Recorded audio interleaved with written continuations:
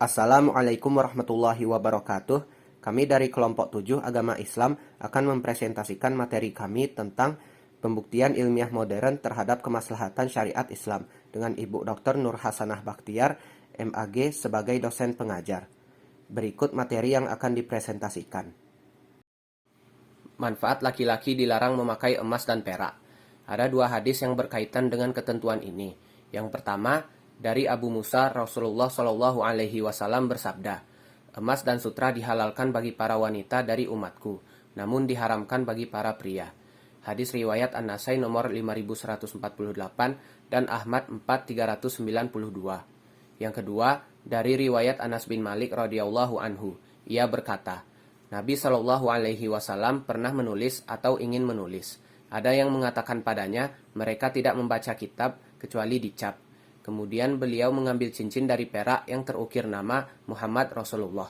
Seakan-akan saya melihat putihnya tangan beliau.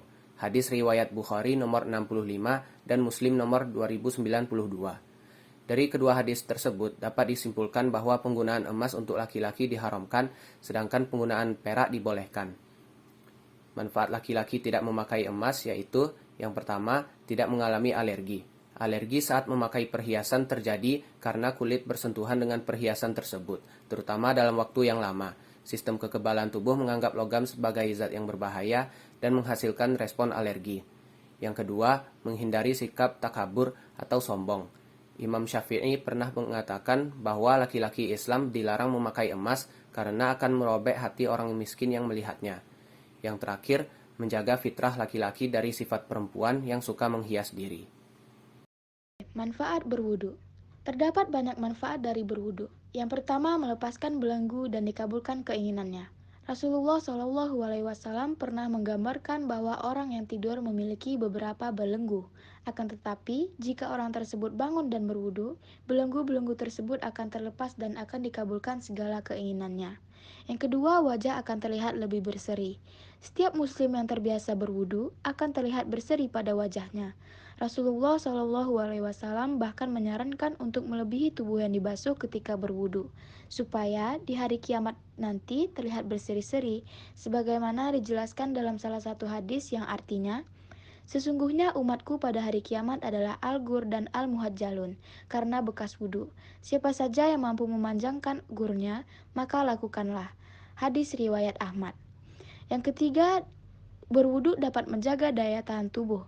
Seperti dikutip dari NU Online, psikiater dan neurolog berkebangsaan Austria, Leopold Werner von Ehrenfels mengatakan bahwa berwudu menjadikan tubuh lebih sehat.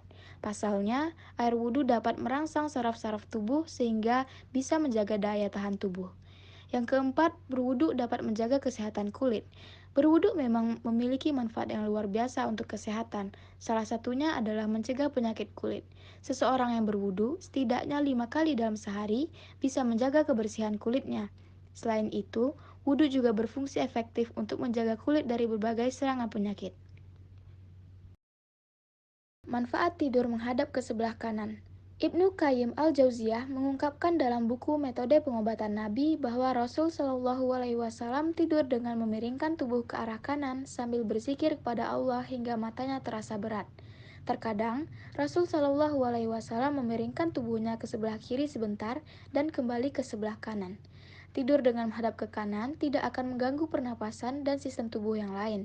Dan kepala menghadap ke utara dan kaki mengarah ke selatan dapat membuat tubuh tidak menolak arus atau medan magnet, sehingga tetap konstan mengaliri seluruh tubuh dari kutub magnetik utara ke selatan yang bisa berefek pada sistem saraf. Manfaat dengan tidur posisi miring ke sebelah kanan lainnya antara lain dapat mengistirahatkan otak sebelah kiri, dapat mengurangi beban jantung, dapat mengistirahatkan lambung, dapat meningkatkan waktu penyerapan zat gizi, dapat merangsang buang air besar, dan mengistirahatkan kaki kiri. Manfaat makan dengan tangan kanan. 1. Di tangan kanan terdapat enzim. Mencuci tangan merupakan cara yang tepat untuk membantu mengeluarkan enzim. Seperti diketahui, enzim merupakan komponen penting yang diperlukan untuk proses pencernaan dan penyerapan makanan. Yang kedua, ujung-ujung saraf di tangan Anda mengirimkan informasi ke otak dan perut mengenai bentuk, tekstur, suhu, sifat, dan tingkat kesulitan dicerna dari makanan yang akan dimakan. Ini menginstruksikan perut untuk melepaskan komposisi cairan dan enzim pencernaan. Adapun hikmahnya secara kesehatan dapat disimpulkan bahwa penggunaan tangan kanan saat makan memiliki relevansi dengan penggunaan otak kiri dalam memutuskan sesuatu. Otak kiri merupakan sumber aliran saraf motorik ke sisi sebelah kanan, termasuk tangan kanan. Yang keempat, penggunaan peralatan makan semisal sendok, garpu, atau yang lain mengirimkan pesan kepada tubuh yang menjelaskan bahwa ini adalah sesuatu yang asin. Peralatan ini tidak boleh dimakan sehingga menghasilkan respons yang sama sekali berbeda ketika makan dengan tangan kanan. Manfaat larangan tidur setelah sholat subuh.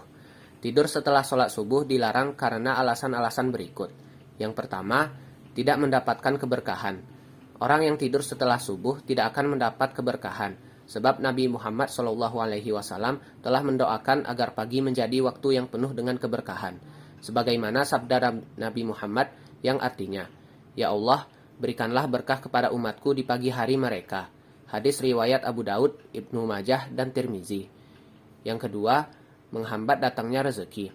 Ibnu Qayyim al-Jauziyah rahimahullah berkata, tidur setelah subuh mencegah rezeki, karena waktu subuh adalah waktu makhluk mencari rezeki mereka dan waktu dibagikannya rezeki. Tidur setelah subuh suatu hal yang dilarang atau makruh, kecuali ada penyebab atau keperluan.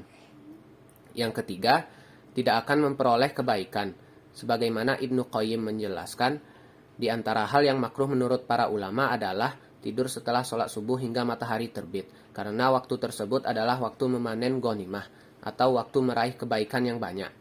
Yang terakhir, tidak baik untuk kesehatan dan menimbulkan banyak penyakit.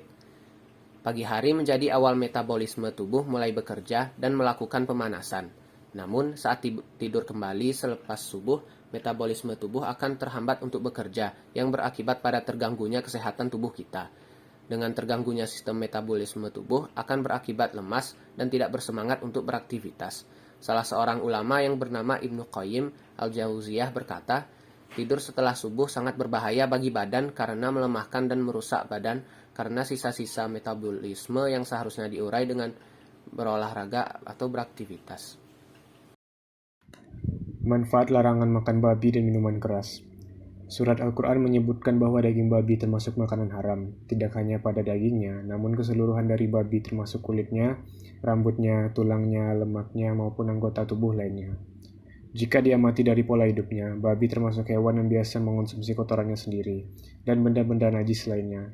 Konsumsi babi dalam bentuk apapun memiliki efek yang berbahaya bagi tubuh. Babi menjadi inang dari banyak macam parasit dan penyakit berbahaya bagi manusia. Babi hanya mengeluarkan 2% dari seluruh kandungan asam uratnya, dan 98% masih tersimpan dalam tubuhnya. Selain itu, babi merupakan hewan pembawa penyakit atau host bagi parasit yang bisa menyebabkan penyakit cacingan yang parah. Selain mengkonsumsi babi, minuman keras juga merupakan yang diharamkan dalam Islam. Dalam Quran Surah An-Nahl ayat 67, yang artinya, dan dari buah korma dan anggur, kamu buat minuman yang memabukkan dan yang baik. Sesungguhnya pada demikian, itu benar-benar tanda kebesaran Allah bagi orang-orang yang memikirkan. Alkohol yang terdapat dalam minuman keras meskipun dalam jumlah sedikit, tetapi dapat menyebabkan stimulasi pada berbagai organ dan menurut beberapa penelitian, minuman keras dapat mempengaruhi sistem saraf dan mengakibatkan hilangnya fungsi indera. Seseorang yang terbiasa meminum minuman keras dapat mengidap penyakit alkoholisme, yaitu penyakit otak yang dapat mempengaruhi berbagai jaringan tubuh. Selain itu, minuman beralkohol dapat menimbulkan hipertensi dan menyebabkan kanker. Maka dari itu, kita sebagai makhluk ciptaan Allah haruslah menjauhkan diri dari semua yang diharamkan, serta menjauhi mengkonsumsi babi dan minuman keras. Di sini saya akan menjelaskan manfaat khitan.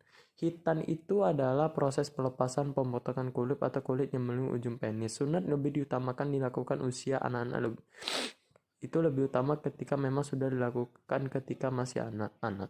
Jadi di sini ada manfaat proses khitan, yaitu sunat dapat mengurangi risiko penyakit HIV. Yang kedua, mencegah terjadinya penyakit penis seperti nyeri pada kepala atau kulu penis yang disebut femosis. Yang ketiga, mengurangi infeksi saluran kemih yang merujuk pada masalah ginjal. Yang keempat, mengurangi risiko kanker penis. Yang terakhir, mengurangi risiko kanker serviks pada pasangan. Ada yang terakhir, yaitu membuat kesehatan penis lebih terjaga. Manfaat masa idah. Idah berasal dari kata adat yang menurut bahasa artinya menghitung. Sedangkan menurut istilah syara adalah masa menunggu seorang istri selama waktu tertentu setelah terjadi talak atau ditinggal mati oleh suami. Seorang istri yang mendapat talak atau perceraian dengan suaminya tidak boleh segera menikah dengan laki-laki lain, sebab ia harus menunggu dalam jangka waktu tertentu sesuai dengan syariat Islam. Hukum iddah adalah wajib. Tujuan iddah adalah untuk mengetahui secara lebih nyata tentang kesucian kandungan perempuan yang ditalak, masa suci atau menunggu sampai anak dalam kandungannya dilahirkan.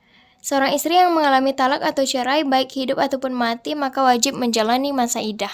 Adapun waktu tunggu masa iddah adalah yaitu yang pertama, apabila perkawinan putus karena kematian, waktu tunggu ditetapkan 130 hari atau 4 bulan 10 hari. Yang kedua, apabila perkawinan putus karena perceraian, waktu tunggu bagi yang masih berdatang bulan ditetapkan 3 kali suci dengan sekurang-kurangnya 90 hari, dan bagi yang tidak berdatang bulan ditetapkan 90 hari.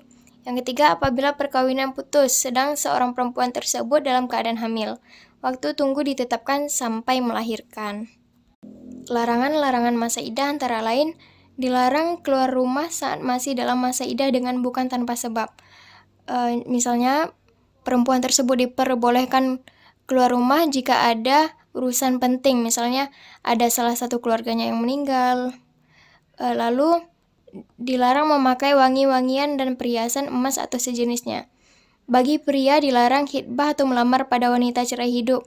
Dilarang khitbah secara terang-terangan atau tasrih, namun boleh dengan sendirian untuk wanita yang dicerai mati.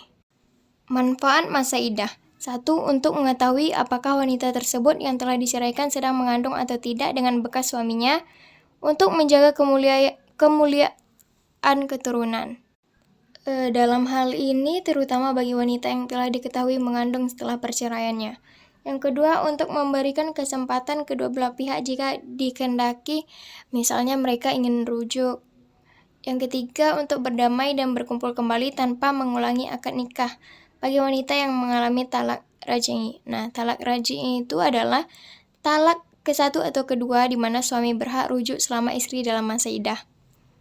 Baiklah, sekian materi yang kami paparkan, lebih dan kurang kami mohon maaf. Assalamualaikum warahmatullahi wabarakatuh.